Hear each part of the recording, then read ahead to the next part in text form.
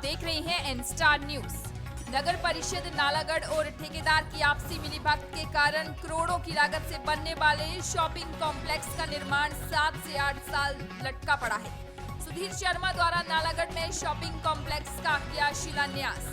अभी वैसे का वैसा ही है। 7 से 8 साल बीत चुके हैं, पर सरकार के साथ साथ 3 बार नगर परिषद अध्यक्ष बदलने के बावजूद भी कोई काम नहीं हुआ है। सिर्फ एक दूसरे के सिर ठीकरा फोड़ते नजर आ रहे हैं। गौरतलब है कि नालागढ़ में करोड़ों की लागत से बनने वाला शॉपिंग कॉम्प्लेक्स का सुधीर शर्मा द्वारा शिलान्यास किया गया था। नालागढ़ के पूर्व अध्यक्ष महेश गौतम ने बताया कि उनके समय में सुधीर शर्मा पूर्व मंत्री द्वारा शॉपिंग कॉम्प्लेक्स का शिलान्यास किया था, जिसका निर्माण कार्य उसी समय शुरू कर दिया था जब वह अध्यक्ष रहे। तब तक ये निर्माण कार्य सुचारू रूप से चल रहे उनके अध्यक्ष पद के छोड़ते ही इसका निर्माण बंद करवा दिया गया और किसी ने इस ओर कोई ध्यान नहीं दिया। वहीं नालागढ़ की पूर्व अध्यक्ष व पार्षद वंदना बंसल ने नगर परिषद नालागढ़ की कार्य प्रणाली पर सवाल उठाने शुरू कर दिए हैं और कहा कि इस प्रोजेक्ट पर कार्य करने की मंशा ही नहीं तो ये कार्य कैसे पूरा होगा।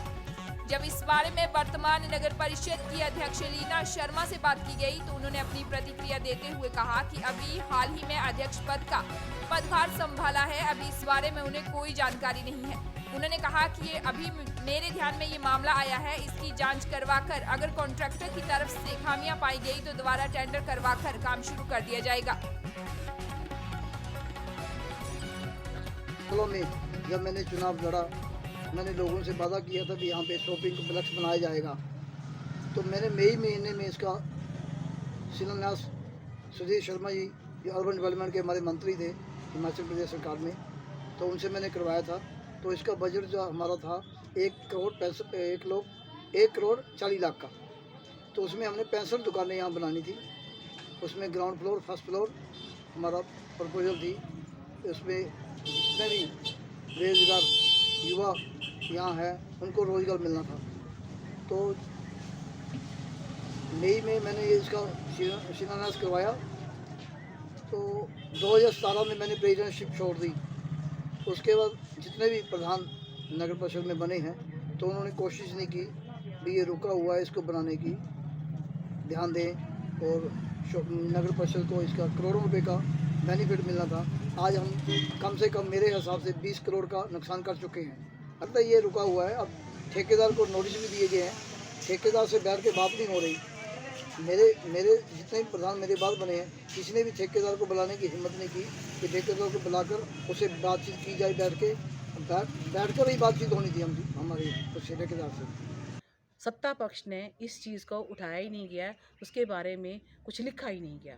अब सेकंड मीटिंग होगी तो हम देखते हैं, मुद्दा उठाते हैं कि हमने जो मांग पत्र में ये शॉपिंग कम्प्लेक्स के बारे में भी जो निर्माण कार्य रुका हुआ है इसके बारे में लिखा हुआ था, तो उसमें आपने कुछ अपने विचार या कुछ भी एजेंडा में नहीं लिखा।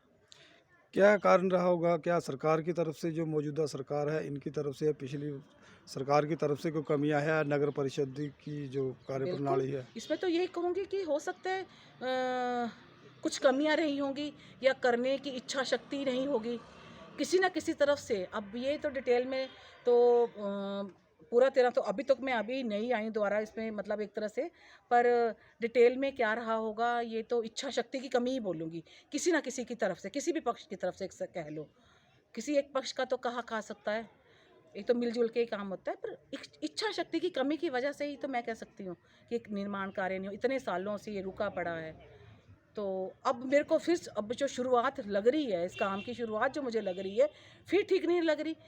इस टाइम जो है प्रधान है या उनके जो पार्षद हैं जिस ढंग से वो कार्य कर रहे हैं, मुझे तो नहीं लग रहा कि विकास का कार्य होगा।